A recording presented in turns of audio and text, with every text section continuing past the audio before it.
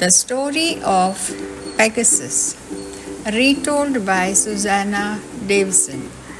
An impossible task. The king of Lycia had a problem.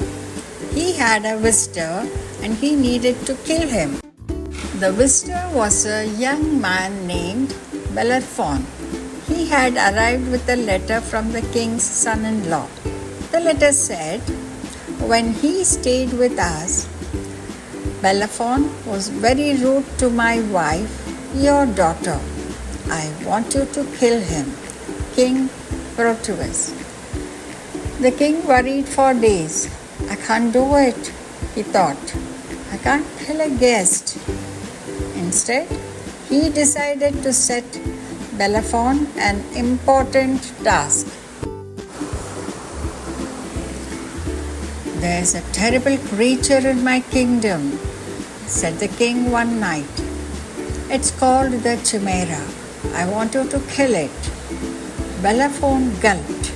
He couldn't say no to the king, but the Chimera breathed fire and had the head of a lion, the body of a goat, and a snake for a tail. It was deadly. Lots of men had tried to kill it before. All of them had failed. Bellerophon set out the next day, scared it would be his last. "How will I ever kill the Chimera?" he wondered aloud.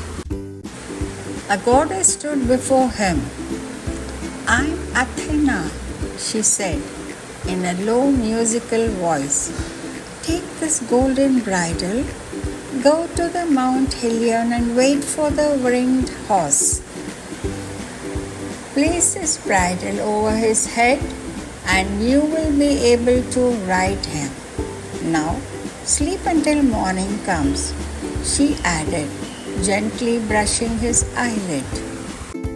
The goddess had gone when Bellerophon awoke, but the golden bridle was still there, glittering in his hands.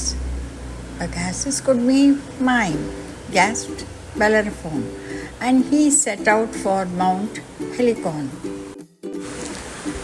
Bellerophon crouched by a bubbling stream, his eyes fixed on a pearl-white horse. The horse bent his head to drink. His golden hooves sparkled in the morning sun. Bellerophon crept forward. His bare feet padded silently across the soft grass.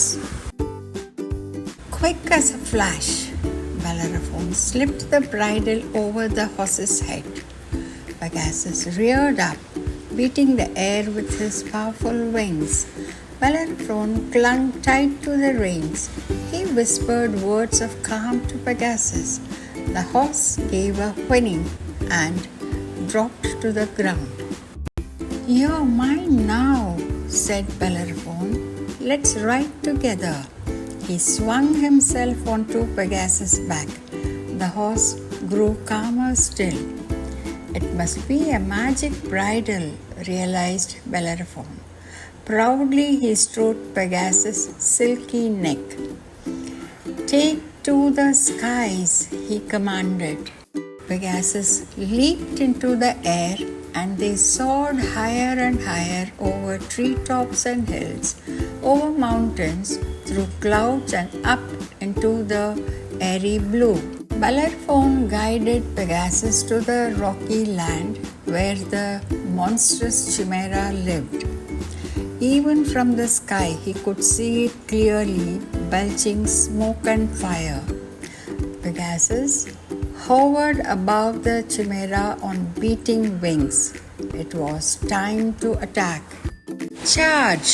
cried Bellerophon. Pegasus dived down to earth.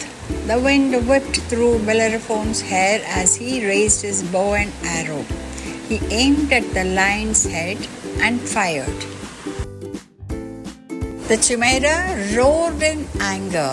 It leaped out of the way and shot out a blast of flames. Bellerophon pulled Pegasus back to the safety of the skies and aimed his arrow again. This time, It hit home, piercing the Chimera's side. Now the creature was angrier than ever. Its snake head spat venom at Bellerophon. He twisted away just in time. Then he urged Pegasus to spin around, swooping down at the Chimera with his spear at the ready. As the Chimera opened its mouth to breathe fire, Bellerophon plunged his spear deep into the monster's throat. The spear melted in the fiery heat. The Chimera struggled, choked, and gasped. It rose up in the last effort, then slumped to the ground, dead at last. Victory! I have done the impossible, Bellerophon told the king. I have tamed Pegasus, and together we killed the Chimera, just as you asked. The king was amazed. People everywhere will thank you, he said. And they did. Bellerophon became famous across the land. You're a hero, they shouted from the streets. You killed the Chimera. You're like a god.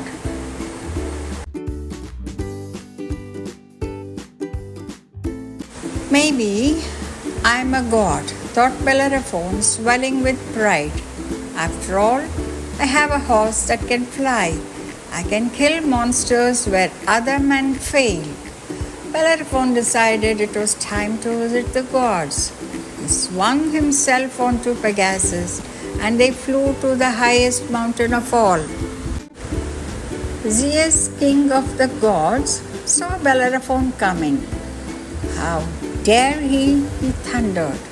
No human should ever come to the land of the gods. He sent down an insect to sting Pegasus, who bucked and reared. Bellerophon tumbled through the sky. Zeus watched him fall. Then he caught Pegasus and rode him home to Mount Olympus. From that day, Pegasus lived with the gods, carrying thunderbolts for Zeus. Bellerophon crashed back to earth. He landed in a dazed, miserable heap. No one would go near him. Now his pride had angered the gods. He was left to wander alone for the rest of his days. As a reward for his faithful service, Zeus placed Pegasus among the stars when he died. You can still see him there today.